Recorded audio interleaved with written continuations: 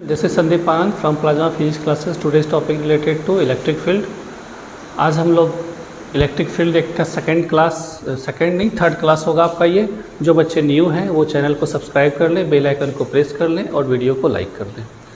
चलिए हम लोग इलेक्ट्रिक फील्ड का ये सेकेंड लॉन्ग क्वेश्चन पढ़ने जा रहे हैं। लास्ट वीडियो में हम लोग एक्सियल पोजीशन में इलेक्ट्रिक फील्ड का वैल्यू निकाले थे इलेक्ट्रिक डायपोल के कारण। अक्षीय स्थिति में विद्युत क्षेत्रवृत्ता का मान निकाले थे विद्युत द्विध्रुव के कारण। आज हम लोग इक्वेटोरियल में निकालेंगे, जिसको बोलते हैं हम लोग निरक्षीय स्थिति बोलते हैं। तो हेडिंग क्या है? Electric field intensity value due to electric dipole in equatorial position. विद्युत क्षेत्रवृत्ता मान विद्युत द्विध्रुव के कारण निरक्षीय स्थिति में। तो इसका हम थ्योरी लिख लिए ताकि कम समय में आप ज़्यादा पढ़ लीजिए। अब हम लोग फिगर को देखते हैं। ओके, चलिए ये मेरा एक चार्ज, ये मेरा सेकेंड चार्ज, ये वाला प्लस क्यू, ये वाला माइनस क्यू। दोनों की जो बीच का जो डिस्टेंस है वो है मेरा 12। इसके मिड पॉइंट से यहाँ तक हो जाएगा L, ये भी हो जाएगा मेरा L। Okay, L। Equatorial position क्या हुआ कि इसके मिड पॉइंट से इसी एक्सिस के अलॉन्ग, इसी अक्ष के तरफ जब हम ले रहे थे तो वो हो गया एक्सियल, और इससे मिड पॉइंट से 90 डिग्री बना करके लेंगे इस एक्सिस से, इस लाइन से 90 डिग्री, तो वो हो जाएगा इक्वेटोरियल, जिसको बोलते हैं हम लोग निरक्षीय। ये इस एक्सिस से ये वाला लाइन कितना डिग्री बना के है? 90। ये मान लीजिए O, ये A, ये B।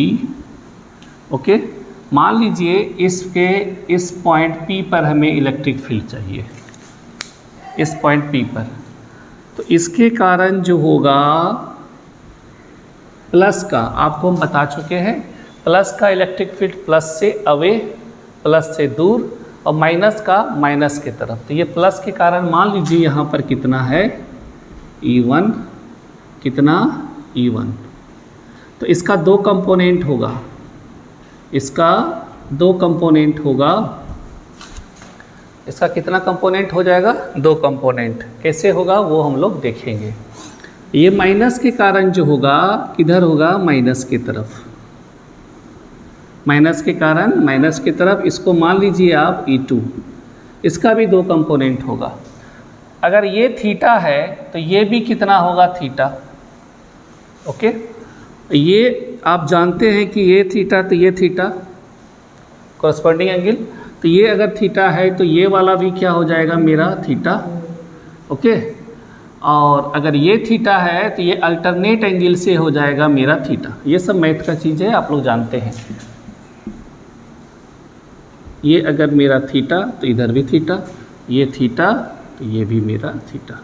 ओके, ये हो गया। चलिए E1 E2 का आ गया। चलिए अब ध्यान दीजिएगा, सबसे बड़ी बात क्या है कि हम वेक्टर में आपको बताए हैं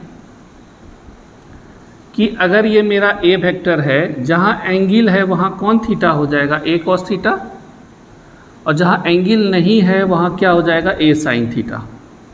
तो यहाँ पर एंगल है E1 है तो ये हो जाएगा मेरा E1 cos थीटा, और यहाँ एंगल नहीं है तो ये क्या हो जाएगा? E1 sin theta. उसी तरह से सेम उसी का जस्ट ये रिवर्स है, उल्टा है। इसके लिए एंगल यहाँ है तो ये हो जाएगा E2 cos थीटा, और ये हो जाएगा, देखिए इससे ये 90 था, इससे ये 90 है, तो ये क्या हो जाएगा? E2 sin theta. Okay, E1 E2 दोनों का वैल्यू बराबर आएगा, लेकिन हम प्रूव कर देते हैं कैसे बराबर आएगा। आप थिंक करके भी सोच सकते हैं कि यहाँ पर मेरा E1 और E2 दोनों बराबर होगा। कैसे होगा? क्योंकि इस चार्ज से जितना इससे पॉइंट P डिस्टेंस पर है उतने इससे डिस्टेंस पर है, तो डिस्टेंस भी चेंज, चार्ज भी Q, चार्ज भी Q। प्लस माइनस से यहाँ मतलब नहीं है क्योंकि इलेक्ट्रिक फील्ड विद्युत क्षेत्र सदिश है। ओके, तो ये भी क्यू डिस्टेंस उतने जितना यहाँ से, तो इलेक्ट्रिक फील्ड भी सेम आएगा E1 E2 का। ओके, फिर भी हम लोग देख लेंगे निकाल के।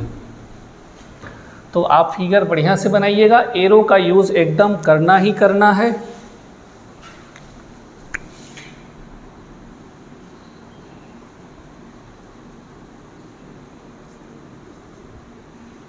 ये E1 cos थीटा, ये E2 cos theta.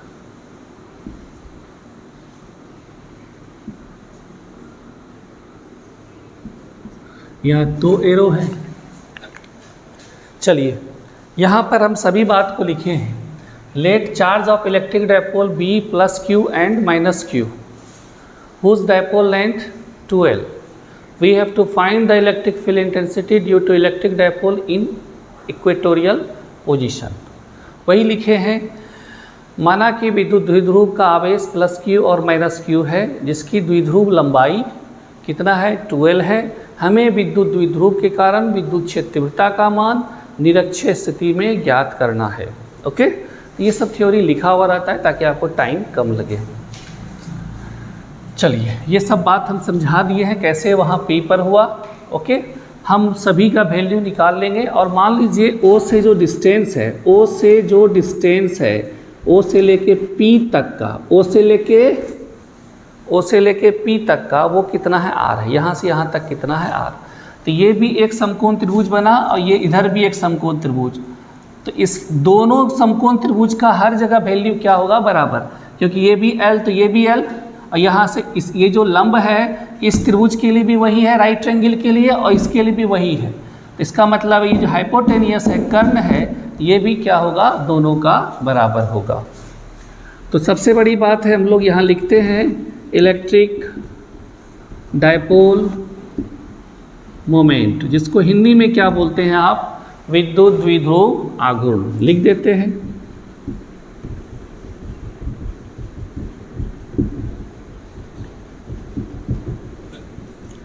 P equal to कितना पढ़े हैं आप, 2QL। P equal to 2QL।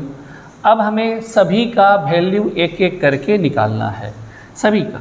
सबसे बड़ी बात है, अगर हम बात करें फ्रॉम फिगर, ठीक है, AB is equal to 2L, A से लेके B तक का कितना है 2L,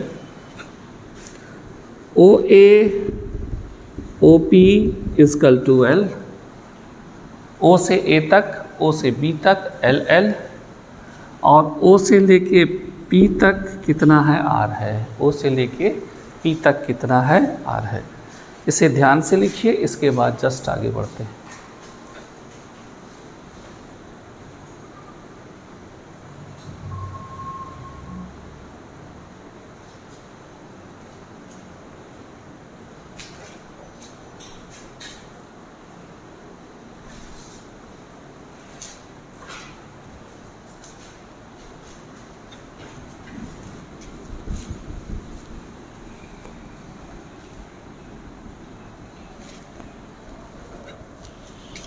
ये वैल्यू आ गया।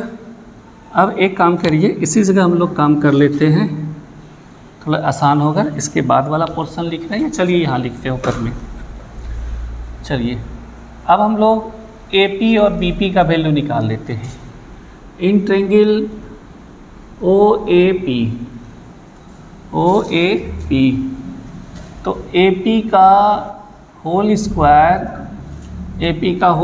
ये है H का स्क्वायर, इसका तो this square plus this square, तो कितना हो जाएगा बोलिएगा, OP का स्क्वायर प्लस OA का स्क्वायर। इसका मतलब AP का स्क्वायर का जो वैल्यू होगा वो मेरा होगा R square plus L square, क्योंकि OP R है, OA L है। तो AP इजकल टू हम क्या लिख सकते हैं, root under R square plus L square ना। एक बात हम लिखते हैं यहाँ पे, सिंस ट्रायंगल OAP बराबर OBP, मतलब कि ये ट्रायंगल और ये ट्रायंगल दोनों क्या है, बराबर है। इसका मतलब क्या हुआ कि अगर ये दोनों बराबर है तो AP और BP दोनों क्या होगा, बराबर होगा। इसका मतलब BP किसके बराबर होगा, AP का। इसका मतलब BP बराबर भी कितना हो जाएगा, BP का होल स्क्वायर कर दीजिए। BP का होल स्क्वायर किसके बराबर होगा, AP का होल स्क्वायर के बराबर। इसका मतलब BP का होल स्क्वायर कितने के बराबर हो जाएगा sir, R square plus L square, ये हो जाएगा। चलिए अब हम लोग अगर बात करें तो यहाँ लिखेंगे electric field intensity due to 8 point P due to charge plus Q। मतलब कि electric field intensity 8 point P due to plus Q charge. इसका मतलब विद्युत क्षेत्र तीव्रता का मान प्लस Q चार्ज के कारण किस बिंदु पर, P बिंदु पर। तो आपने फार्मूला क्या माने हैं, E1 प्लस के कारण, तो 1 बाय क्या हो जाएगा 4 pi epsilon naught Q by distance का स्क्वायर, यहाँ से यहाँ तक का डिस्टेंस का स्क्वायर कितना है, AP का होल स्क्वायर। तो जब इसको सॉल्व करिएगा तो 1 by 4 pi epsilon naught Q by AP का होल स्क्वायर कितना है, R square plus L square ना। तो ये हो गया, इसे लिखिए।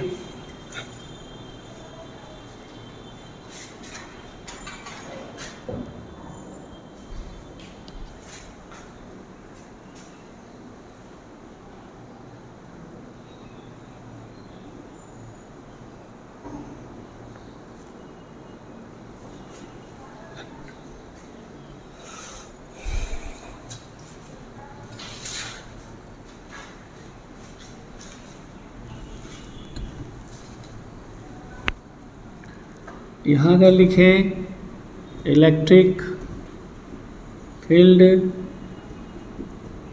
Intensity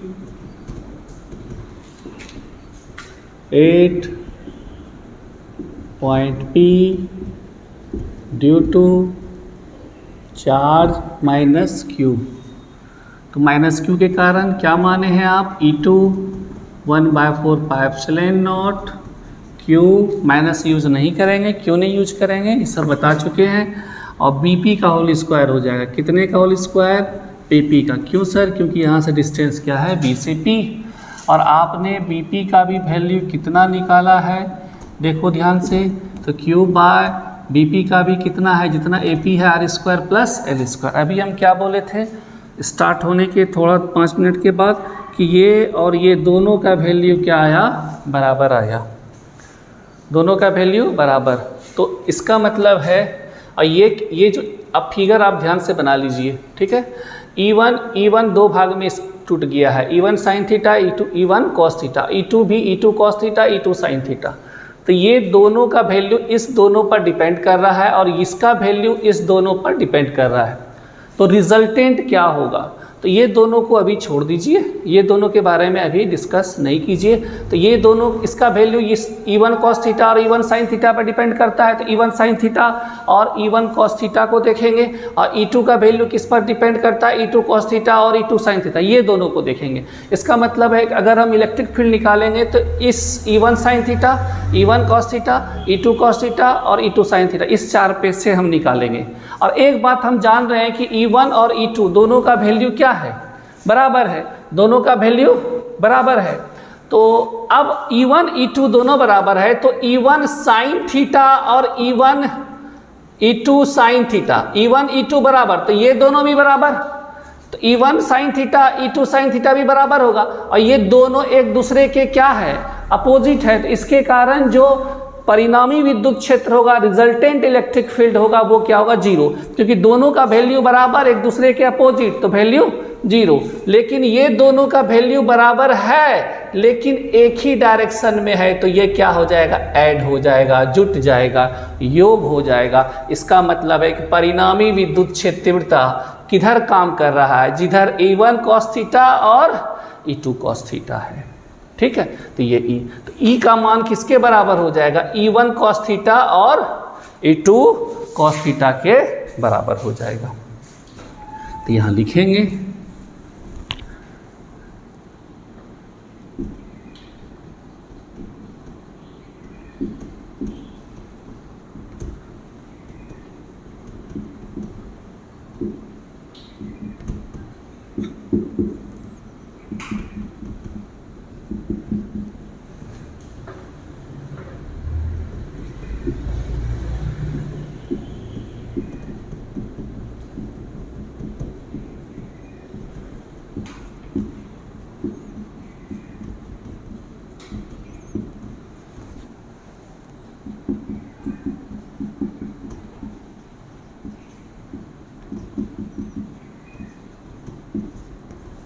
okay. आप देखिए E1 E2 दोनों बराबर है, तो हम लिख सकते हैं E2 बराबर क्या, E1।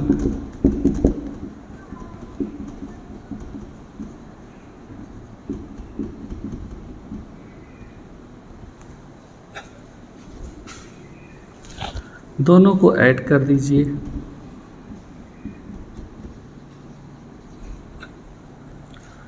चलिए ऐड कर दिए। E1 का वैल्यू अभी मेरा E1 का भी वैल्यू इतने हैं, अभी लिखा हुआ है पीछे में। चलिए E1 का वैल्यू है इतना। अब एक काम करते हैं, हम लोग cos थीटा का वैल्यू निकाल लेते हैं।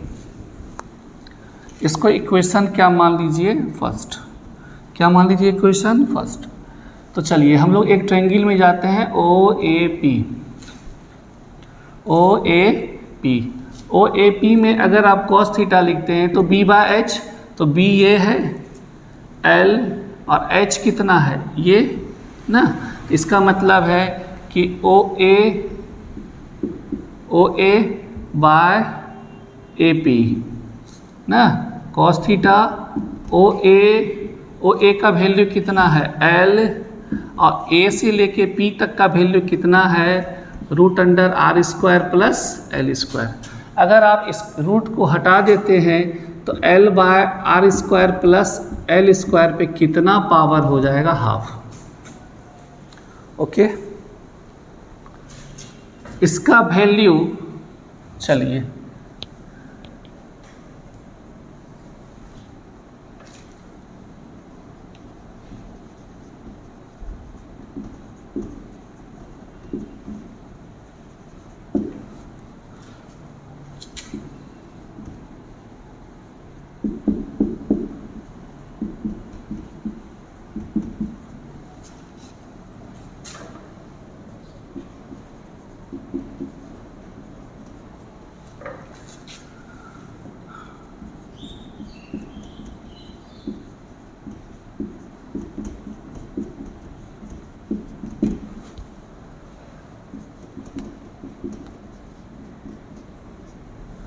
तो आप कैसे लिखिएगा, सबसे पहले यहाँ से यहाँ, तब इसको लिखिएगा।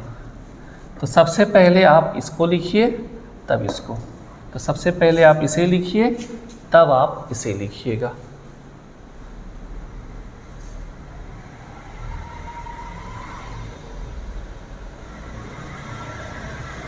ओके, अब यहाँ पहले आपको ये लिखना है फर्स्ट में, और उसके बाद सेकेंड में इसको, अभी जो लिखे हैं, ठीक है। चलिए समझा दिए, अब आप लोग इसको लिख लीजिए। चलिए अब हम यहाँ लिखेंगे, चलिए अब इसके बाद हम लोग लिखने वाले हैं putting the value of E1 and cos theta in equation first, comma we get E1 और cos theta का वैल्यू यहाँ रखिए। तो 2 E1 का वैल्यू आप कितना लिखे हैं, E1 का वैल्यू था 1/4 pi epsilon naught Q/r² plus L², r² plus L², और फिर टोटल पर क्या था सर, होल स्क्वायर था। R square plus L square और फिर टोटल पर क्या था, होल स्क्वायर था। ओके, और यहाँ पर E1 का वैल्यू पुट कर दिए, इतना सा क्या है E1 2E1 और cos थीटा का वैल्यू ये है, तो L by R square plus L square पे कितना, हाफ। ओके, अब आप इसे क्या लिख सकते हो, 1/4πε0 ऊपर में 2QL R square plus L square, और ये जब दोनों ऐड होगा तो हो जाएगा 3/2। कितना, 3/2। इसे लिखो, उसके बाद जस्ट आगे बढ़ते हैं।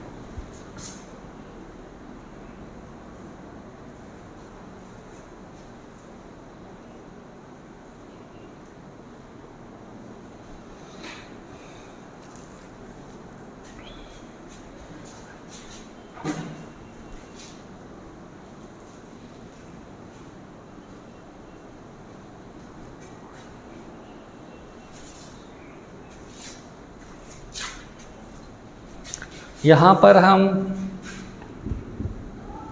2QL के बदले क्या पुट कर सकते हैं, P।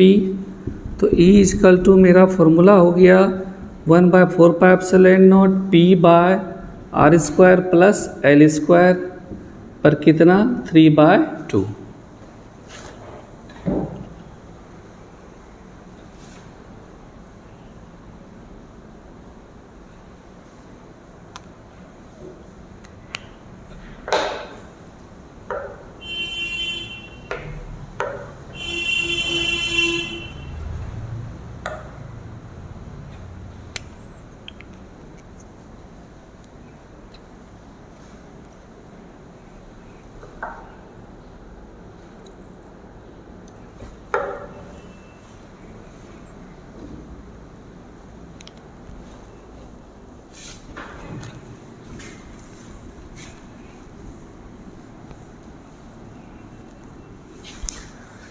आप सेम टू सेम लगभग वही है जो हम लास्ट क्लास में किए थे। अब यहाँ पे अगर L बहुत छोटा है तो यहाँ लिखेंगे if L very less than R, if L very less than R, या बहुत लोग लिखते हैं L स्क्वायर बहुत छोटा है R स्क्वायर। अगर L जब छोटा होगा R से तो L स्क्वायर भी छोटा होगा R स्क्वायर से, तो वही बात है, कोई दिक्कत नहीं है। Then L square is neglected compare to R square. इसका मतलब क्या हुआ कि यदि L बहुत छोटा है R के कंपेयर में, तुलना में, तो L को हम लोग नेगलेक्ट कर देंगे, L को हम लोग छोड़ देंगे। किसको लेके बढ़ेंगे, R को लेके। तो यहाँ पर L को हम हटा देंगे, तो E equal to 1/4πε0 P by R square, L हट गया, और इस पे कितना सर, 3/2 ना। E इजकल टू हो गया 1/4πε0 P by R square into 3/2, 2 cancel. E equal to 1/4πε0 P by R cube. तो वहाँ था P बाय आर स्क्वायर, यहाँ हो गया P बाय आर क्यू। नहीं, वहाँ तो 2P बाय आर क्यू था, यहाँ क्या है P बाय आर। इसका मतलब वो एक्सियल जो था यहाँ 2 था, तो इक्वेटोरियल से 2 गुना ज़्यादा था, 2 टाइम्स क्या था, ज़्यादा था। तो वो सब हम नेक्स्ट क्लास में हम लिख देंगे कौन किससे ज़्यादा है। ये तो इसका क्या हो गया, मैग्नीट्यूड। मैग्नीट्यूड का हिंदी परिमाण। अब इसका डायरेक्शन,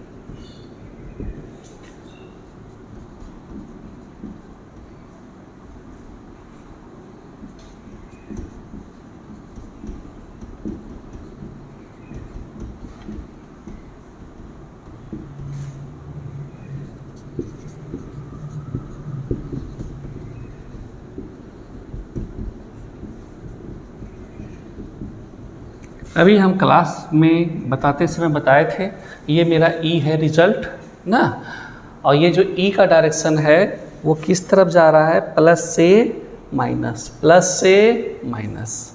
ये जो ई है इस तरह से, इसका मतलब ये प्लस से माइनस। तो वही हम लिखे हैं, इसका मैग्नीट्यूड ये हो गया, इसका दिशा जो होगा वो प्लस से किधर होगा सर, माइनस। तो ये सब एग्ज़ाम में आता है, ये सब दिमाग। और एक्सियल में किधर से किधर था, माइनस से प्लस।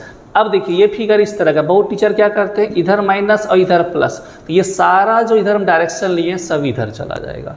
तो रिजल्ट वही होगा, डायरेक्शन वही होगा। डायरेक्शन क्या होगा, प्लस से माइनस ना। अब जब इधर प्लस लीजिए, इधर माइनस, तो ये इधर चला जाएगा, तब पर भी वो क्या होगा, प्लस से माइनस ही होगा। तो ये सब बात ध्यान से देखने का है, समझने का है। ओके, हम लोग नेक्स्ट वीडियो में एट एनी पॉइंट देखेंगे। ओके, चलिए इसको लिखिए, उसके बाद देखते हैं।